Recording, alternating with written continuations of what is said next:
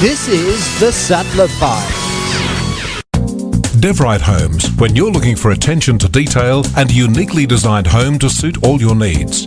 At Devrite Homes, we only build a limited number of homes per year, so we can truly focus on what you want out of a prestige home builder. We've continually won awards for excellence, with a record number of wins last year and the proud winner of the Australian Townhouse Villa of the Year. While we love building homes to suit each client, we pride ourselves on designing homes that take into account the special safety needs of some of our clients. If you have a dream, we can make it come true.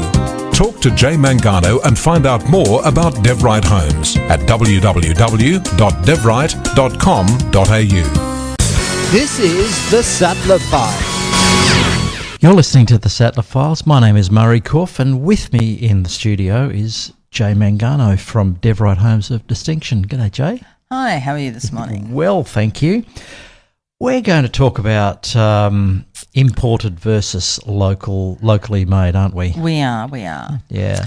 A lot of people think, or seem to think, that just because it comes in from overseas, that it's better than the local product. Now, that's not been your experience, has it? No, it's not. We do have top tradesmen here. We have tradesmen that can do anything they can do overseas. We have them here. You've got to look for them. You've got to find them, but Sure. they are here. And you have to set a standard to make sure you get somebody that will work to the standard that you're going to accept. Yeah. If you don't give them any standard to work to, Yeah, well, they don't know what you expect. No. So you've got to tell every tradesman that comes there what you expect, so they know up front what to expect. You would hope if they can't work to that standard, they'd walk away. That's not the case sometimes. But they get their ambitions confused with their capabilities, do they? yeah, they do sometimes. But you've got to monitor it. And, Yeah, sure. You know, if you see there's a problem and it doesn't feel right and you don't think it's going to come out right, pull the plug straight away, because the chances are it's not. If you think it's going wrong from the get-go, get out. That's right. And I mean, a lot of people are under the impression that just because it comes from a country like, say, for example, Germany, that it must be better than anybody else can do. But that's certainly not the case, is it? No.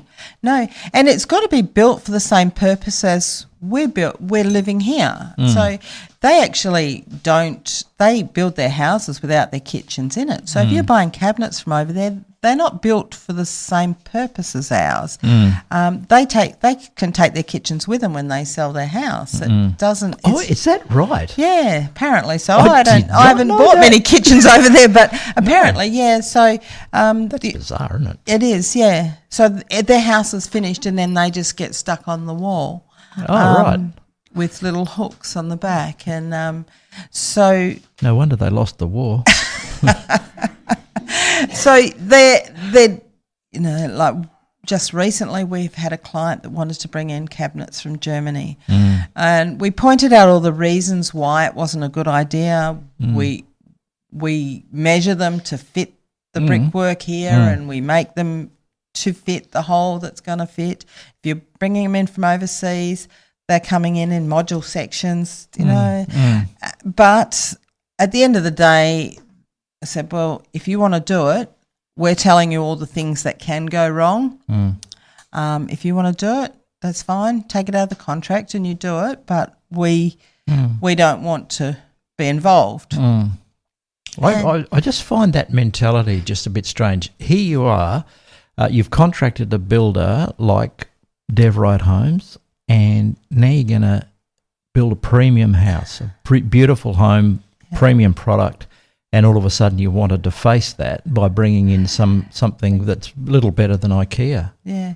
Well, I don't know. I don't even know. Why would you do that? I don't even know if it's up to IKEA standards. Really? Yeah. It's I don't know, except they were focused on the product that was going to go on the door, and they wanted that product on the door, but that's not the big picture. No. You have to always look at the big picture. The big picture is what's the cabinet work going to be like. Indeed. And of course the other thing you run into is that if these things are not to standard, or they break, or they're not built properly, what chance have you got of getting any sort of warranty on them? None whatsoever. None. Even if something doesn't fit, it doesn't fit. You've got to get another one. How are you going to get another one? Yeah.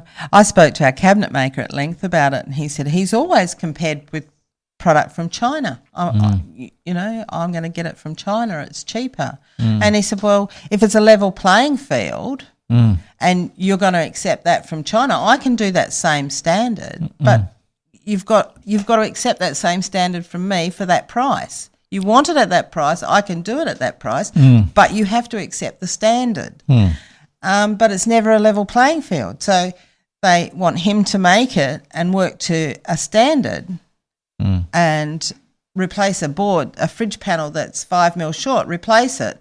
But then they bring one in from China and it's different colours on each side of the panel, and, what do you expect? It's from China. Well, really, I expect a level playing field. I just find it incredulous that somebody who is prepared to put together a custom-built, architect-designed home, that they would accept inferior products to go in the home. Yeah. It just defies logic to me. Well, yeah, I don't know. It'd be like buying a motor car, like an Audi or something like that, and putting steel wheels on it as opposed to mag wheels. It just makes no sense. Or alloy wheels. We find it a lot, like people, but it's how we are perceived.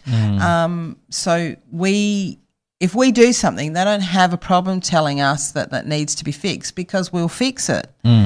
But then if they're doing something themselves and it doesn't work out, they just let things go. And you think, how come you let them do that? But, we've got a fly speck here and you want us to clean it off. That's right. So in terms of the inputs that like kitchen, for example, if something's wrong with it, you're not obliged to attend to that, are you? No, it's not if we're not doing it, it's not in our contract. No, we're not. Yeah. We're not involved at all. The cabinet maker also said, that if he goes overseas and he wants to buy the board overseas, he can't bring it into Australia because of there's a lot of the board that they're using that they can't bring into Australia because it's against the rules, because of the products they've used to make it and all the rest of it. But then they can bring the cabinet work in, made in that same board, and that's okay. That's really paradoxical, isn't it? So the board's not okay to bring into Australia, but the cabinet work is. So you can buy it in a finished product, just can't buy it as the raw material. Yeah. So I don't know whether Thank you to the Australian government for that little furphy.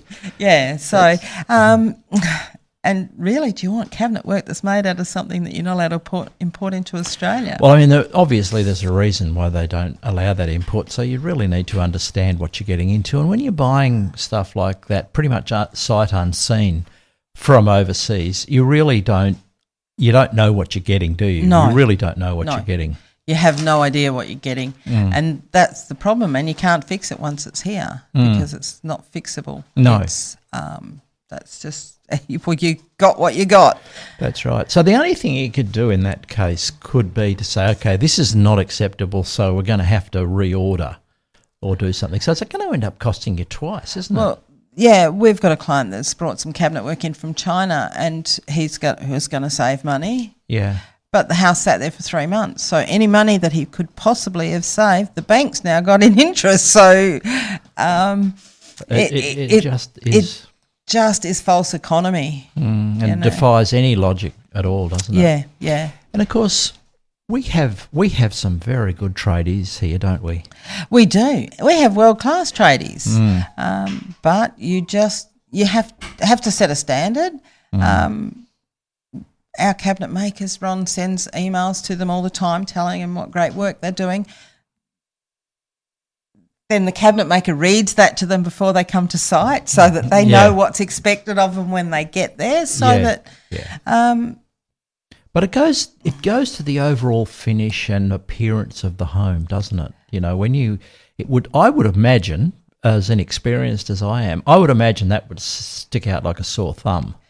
Yes. When you've got everything else beautifully finished and done with expert tradespeople, and then you see this, it would just sit there like a sore thumb, wouldn't it? Well, if you can go into your laundry and your cabinets in your laundry are better than the cabinets in your kitchen, kind of says it all, doesn't it? it does. It really does. Yeah. So the perception that China is better, is it because it's just a price thing? I think if they go to China, they think they're going to get the top quality stuff in China. So Colourtech is painted doors. They're the top of the wazza. So you can go over to China and get them for supposedly the same price as you can get for a laminate cupboards here. But that's not the full picture. The full picture is, well, it's substandard materials. It's all and fit. I mean, fit and finish is so important in a home, isn't it? It is. Yeah. I mean, when you put cabinet work in, you have all your gaps filled and you have minimal gaps and all those things. If you're buying it to fit in, you can't. It's not that fine. So, and even things like the hardware on drawers and doors and things like that. I mean, that's got to fit as part of the whole process of building, doesn't it?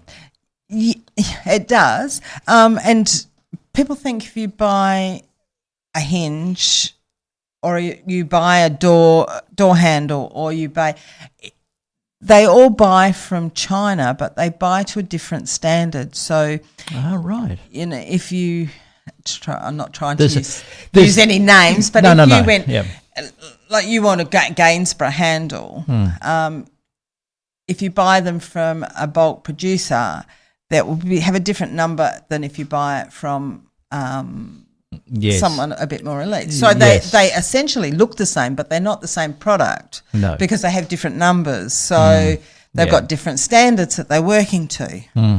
And we get that a lot because you can't tell the difference. No. Yeah.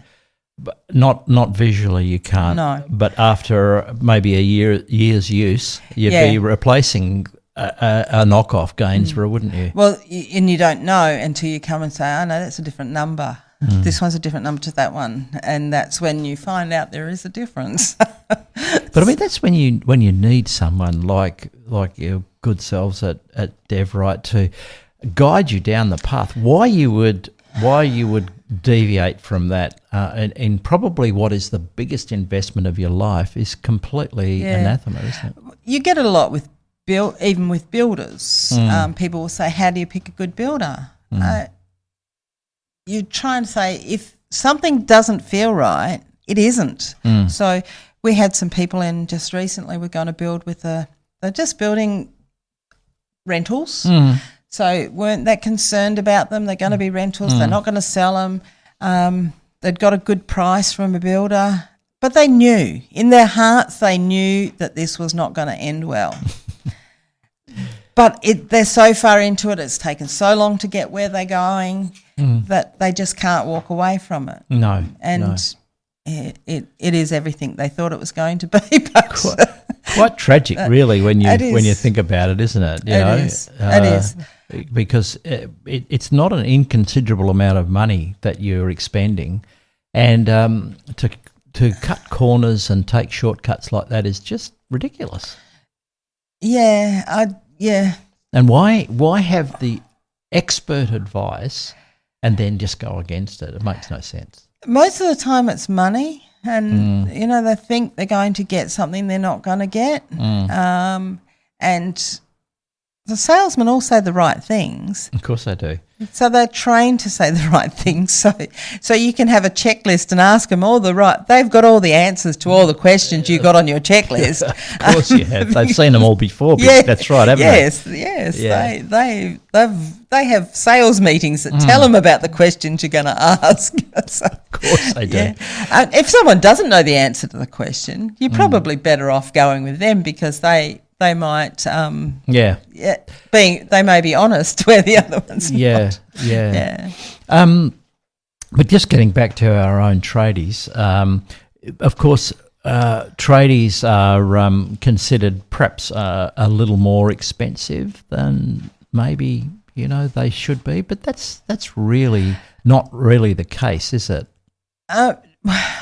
Well, if you compare them with people in China, they're more probably, expensive, but hey, it costs more to live here, so they need to make more money to live. So, in relative terms, no, the price of tradies has come back. I mean, someone was telling me the other day that we were paying $2.10 a brick, and now we're paying 85 cents. And you go, well, if you can get a brickie that's going to lay for 85 cents, I probably wouldn't want him on my job for starters. No. And he has to live as well. So if, you've got to pay him a reasonable wage to get him to do a reasonable job. Well, otherwise they're going to try and cut corners, aren't they? So they can get on to the next job and make a bit more money. But whereas if you pay them a fair price and that you've got two advantages really, haven't you? They will do a good job, and secondly, they're there if it's not. Yeah.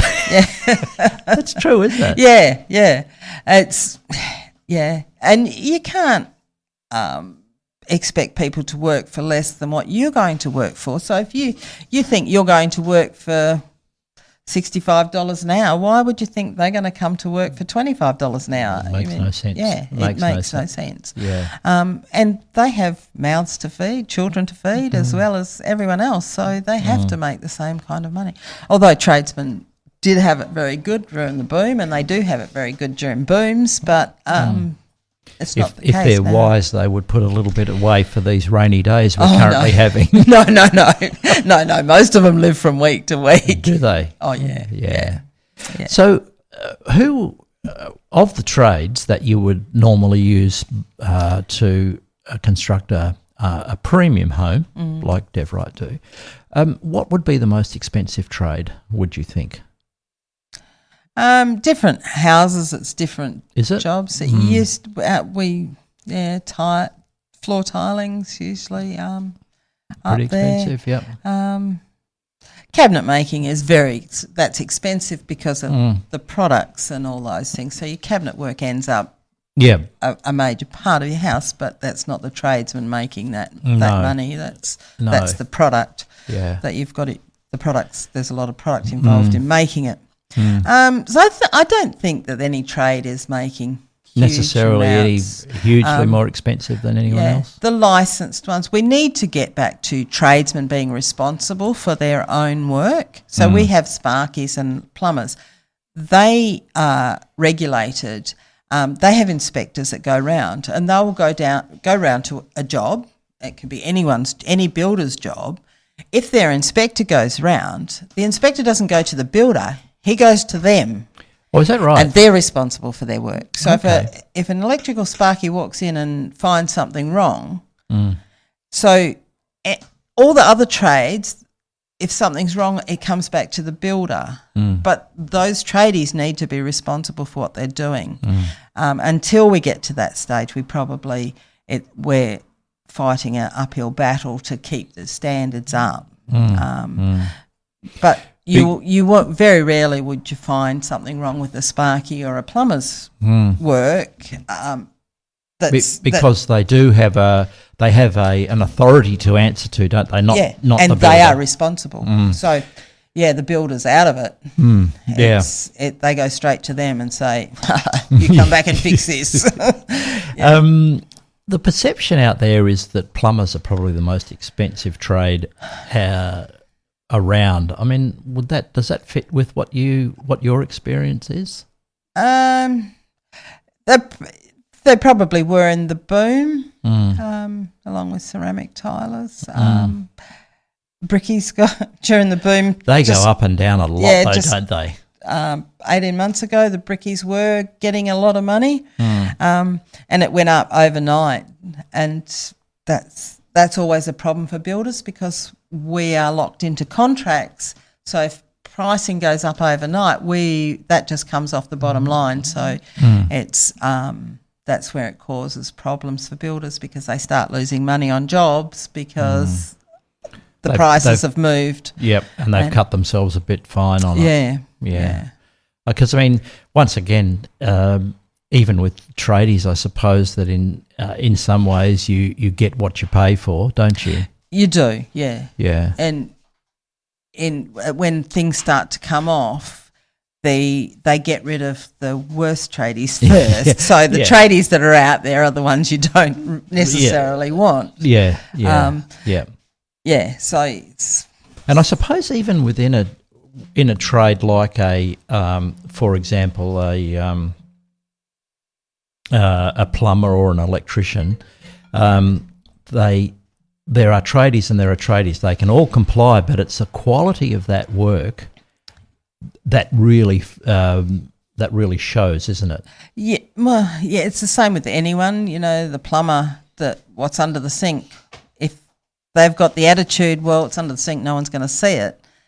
They've got to treat that what's under the sink as well as they would treat what's above the sink, because well, that's kind of what I was alluding to. You know, you don't want it really all spit and polish on the top without that same spit and polish as underneath. Yeah, you know, yeah. and everywhere else. Yeah, you know, because at the end of the day, you want the quality to be right through, don't you? Yeah, you want everything to be level, and Yeah. you want bends to be bends, not That's right, and you not want kinked and you want right angles to be right angles, don't you? Yeah. All of those Yeah. sorts of things. Yeah. yeah, it is. Because once again, it's down the track, isn't it? You know, when the building's been completed and when it's been lived in for a while, it's that when that sort of unfinished poor trades work comes out and bites you. yeah. That's when the cistern springs a leak and all of that sort of stuff. Yeah, the things you really don't want to have happen. Yeah, we're like everything on our houses has got to be level and straight. And Yeah. then you get Telstra in and they just on the wall, how it comes, there's how it comes, and you think, Yeah. no. And then you've got to, if you're working to a standard, we've got to take it off and put it straight and put it back on the wall and repair where they've done it. And you think it would have been so much easier just to do it properly in the first place. Yeah, well, don't start me talking about the way that Telstra finish off things, because I don't think that you're alone in that experience, and I think the Telstra could well be advised to tidy up their act in some of those things, because they really do some very poor work. But there's just so many of them and no one cares. No one will ever be checked on. No. If you rung up to complain, you wouldn't find anyone to complain to, so it's just a pointless exercise. In another life, I used to do a bit of that sort of work, but Telstra, as it was not then known, it was known as the Postmaster General's Department. Anything you did, they would always come and check and inspect. Now, that's going back a few years, but they used to do that. Yeah. And it was, you had to comply with their standards, otherwise they just wouldn't accept it and they wouldn't connect. And that was the end of that. But these days, of course, almost anything goes, which I find really irritating. Yeah. Dealing with Telstra's a bit. We used to always put our lines into our houses, so we would run the line in for them. So we'd just ring Telstra and would say, we're building a new house, can you put the line on?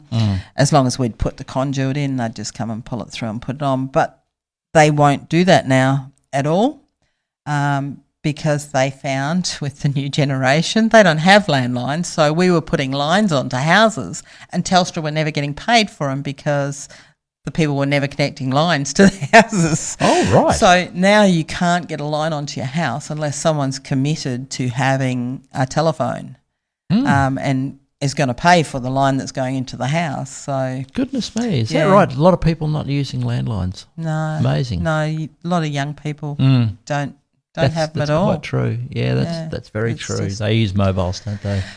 Well, even ours at home, it's there for decoration now. It never gets used because everyone's got their mobile, everyone's phone's on your mobile. It's just too easy. We're the same. Ours is only used for the alarm monitoring, you know, and that's all it does. But even so, I mean, now there's with NBN and other things, I mean, Telstra, I guess, will be back in that game again to do that sort of stuff. Yeah, Telstra will do NBN. it's the same thing now with the NBN. You've got to get your account set up to get the fibre optics. But sometimes that causes problems. We've got one now that's going to have the NBN on it. We've got conduit in the ground, but we're going to pour aggregate over it. So you want the line on before the aggregate goes down, just to know that there's nothing wrong. And because to have to pull that up again would be just as disaster. Yeah, so it's the wrong way to do things, but there's no way around it now. That's across Australia, what would your assessment be of the cost of tradies? Is it cheaper in the eastern states? I don't know. I don't know, but I might be able to tell you when I come back from Hamilton Island next week. Yes. You're off to Hamilton Island, aren't you? How wonderful is that? And I guess that it's really tough for you to have to do that, but somebody really needs to go. Yeah. And you're odds on to win an award, aren't you? Devrite Homes are. Well, you just don't be so modest, Jay. Come on. Just go in and hope that comes off. It may not happen, but hey, we're there. That's right. And just being there is actually it's fantastic. Anyhow, that's you're up against. So to get there, you have to won in Western Australia. Yeah. So you've already won Western Australia. So then you're the Western Australian representative in Australia. So it's a national competition, is it, or national award system? Yeah. So it's Now, you were telling me earlier that you're going to be littered with celebrities over there. Oh yeah, Ben Roberts-Smith's going to be there. Lisa Wilkinson and Peter Fitzsimons. Mark Boris. Oh wow. Okay. Darren Palmer. Yeah. And so Jay Mangano. Oh yeah, Jay Mangano. Yes. My receptionist tell me she's going to get me a picture with all of them. So. Is that right? Yeah. Well, Ben Roberts-Smith is now part of the Seven Network as well. He runs Brisbane, I think, from memory. He's CEO of Brisbane. Howard, our executive producer, is giving me the thumbs up, so that must be right. He's apparently a very big man. When he walks in, his presence quite imposing. So. I'd want him in the trenches with me. I wouldn't. I was talking to someone in the Air Force the other day. He says, "Strange, he didn't get shot over there. He's so big. He's a big target." That's right. That's right. Well, perhaps he did and doesn't yet know it. So, Jay, look, best of luck over there. But you'll be in to talk with us before you go. But best of luck, and you have in the past been successful in that particular arena, haven't you? Yes, we have. So. Yeah. Well, best of luck with that, and we'll look forward to hearing the results.